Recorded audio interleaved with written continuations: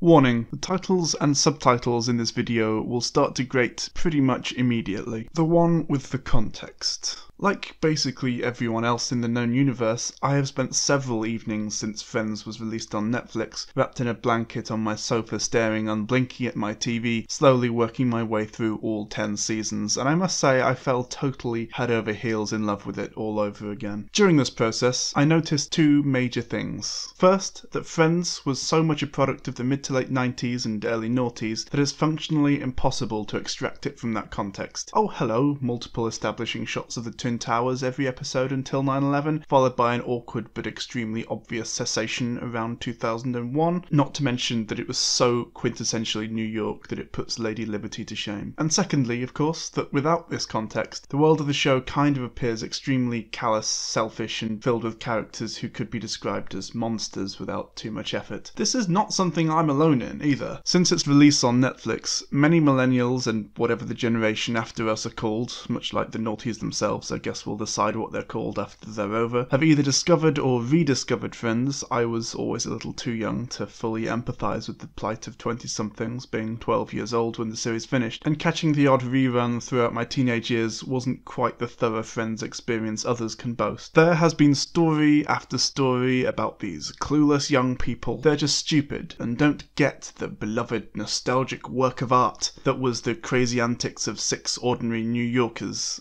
These stories, mostly written by condescending older people who remember watching it as young adults, I cannot see it as anything other than endlessly relatable. This guy is condescendingly smug, even, perhaps especially, in Avatar form. But here's the thing about that. Friends is set in the 90s, and to an extent the turn of the millennium, and ended 14 years ago. It's hardly a stretch to imagine that what resonated with young adults before 1. 9/11 and the ensuing policies, the Patriot Act, Guantanamo Bay, etc., not to mention the immense paranoia that's pervaded Western culture in the past 17 years as a result, culminating in the NSA scandal and the "but what about the terrorists" defense for almost every invasion of privacy and curtailing of rights. 2. The long-term consequences of the Iraq War and the dishonest pretext upon which it was waged. 3. The 2008 financial crash and the rise in poverty and income equality, and thus the recent rise in populism on both the far left and far right. 4. The internet and smartphones and the enormous shift in culture they heralded in the mid-noughties and afterwards. 5. More accepting and progressive attitudes towards others, not to mention political correctness, which, don't get me wrong, is an extremely positive thing, is hardly likely to resonate with a generation who's grown up in a post-all-of-that world, or at least not as much as it did with the original audience. I'm not even going to go into the fact that so many of the characters become rich, high-level career people who live in ridiculously large apartments in New York during the economic boom of the 90s, and how that comes across to a generation of people who earn less than their parents and grandparents and struggle to survive half the time. The fact of the matter is that being a young adult in the 90s was just quite simply better in almost every conceivable way, with obvious exceptions. For example, being gay or trans probably wasn't the best, as exemplified by Friends itself, possibly most obviously by the character's attitudes towards Chandler's father, a Las Vegas drag queen. It's lovely to meet you.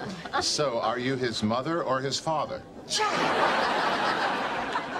What? I've never seen one before. Dad, there's Ross. Why don't you go talk to him? Oh. I didn't even have a chance to act as though I'm okay with it.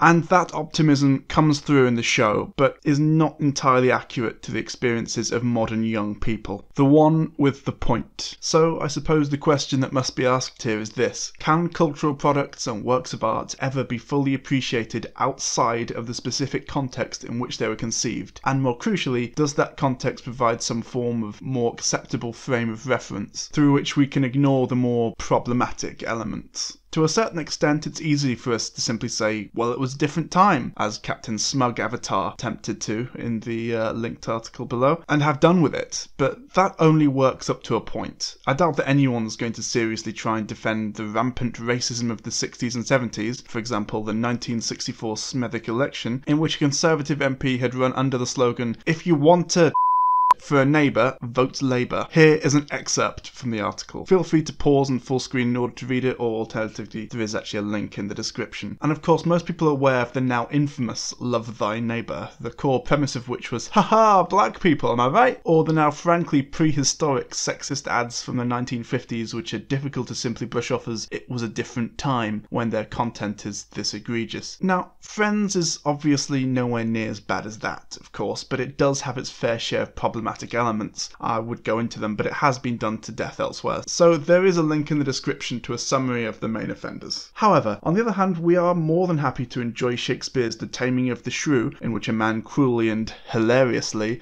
abuses his wife, using tactics that would not be out of place in torture facilities in Guantanamo Bay until she submits to him. Perhaps because so much time has passed since its original creation, whereas there are still people around from the mid to late 20th century around today. An interesting comparison would probably be the rom-com stroke sex comedy movies of the 80s, many of which are now pretty much uniformly intensely creepy affairs, in which a teenage creep or potential sexual predator, depending on the movie, attempts to seduce a particular woman by stalking them, harassing them, and occasionally crossing the line into outright sexual assault. At the time, this was all just mainstream hijinks, but to a younger person unfamiliar with the cultural context from which it originated, it's utterly horrific. Try explaining that to a child of the 80s though, and you might have quite a task on your hands, in much the same way that a millennial nowadays might have a problem with the incredible amount of toxic, defensive masculinity that is casually displayed in Friends. And it's at this point that we sort of have to acknowledge that as our society changes, the cultural products made at various points in the past are not going to measure up to modern, current attitudes. But of course, this is the core issue. Do we just ignore this context and dismiss these cultural milestones outright? Perhaps in the case of those 50s ads or the racist political campaigns, sure, we can just write them off as people back then were just different, i.e. monsters, Jesus Christ granddad, what the fuck. But things have changed now. But when it comes to things like TV shows and movies, it's a more difficult pitch. After all, no one reads through old political campaign leaflets for fun, or peruses some sexist adverts from the 50s for kicks, and so these things just fade into obscurity. But unlike advertisements or political attack ads, entertainment media has a power that transcends the time period of which it was made. I don't think anyone would willingly defend the content of Birth of a Nation, regardless of its effects on culture and film as a whole, because, well, it's a movie in which a sexually aggressive white man in blackface is the villain and is eventually apprehended and lynched by the heroic Ku Klux Klan. Yeah, it's fucked up. But sitting President Woodrow Wilson was said to have described it as like writing history with lightning. My only regret is that it's also terribly true, though the validity of this quote is hotly debated.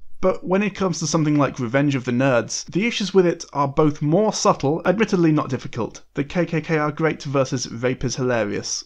What a contest. And of course most of the people who grew up loving it are still around today to angrily defend it, although most will acknowledge at least a few of its flaws. This is literally a rape scene. And of course this is more pertinent with Friends, as not only is it relatively recent in comparison to those other examples, and so those people who remember it through a nostalgic lens and who are willing to fight over it are even more passionate, but the fact that it was so much closer to our current culture, whilst being just a little too distant to realistically be transplanted to modern day, means that the problematic elements today's youth might see and the criticisms they might have of it are much more subtle than simply, that's racist, that character basically raped that girl, what the fuck, or holy shit, the fucking KKK are the heroes in this movie, how is this ever a thing? So when millennials point out that the male characters in the show pretty much uniformly demonstrate elements of toxic masculinity, Joey in particular tends to manipulate or trick women into sex. Homosexuality is often used as a joke at some character or other's perceived temporary lapse in traditional gender roles. A small child plays with dolls, his lesbian mother must be forcing him to. Here's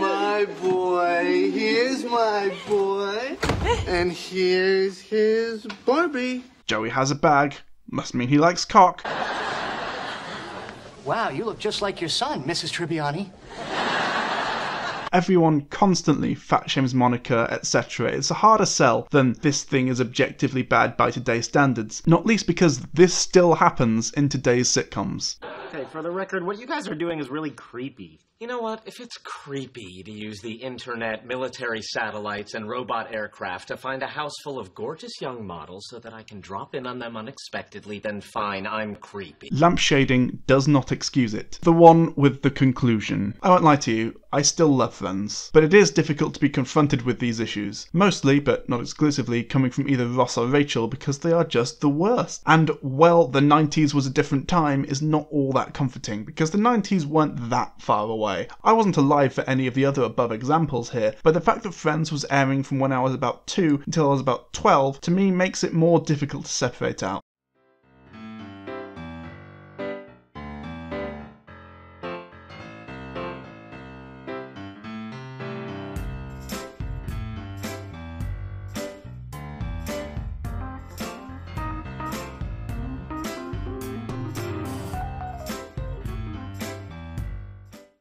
The one with the bonus. Here is the list of the characters from Friends in order of least to most morally repugnant, in my opinion. 1. Monica. 2. Chandler. 3. Joey. 4. Phoebe. 5. Rachel. 6. Ross. Fucking fight me.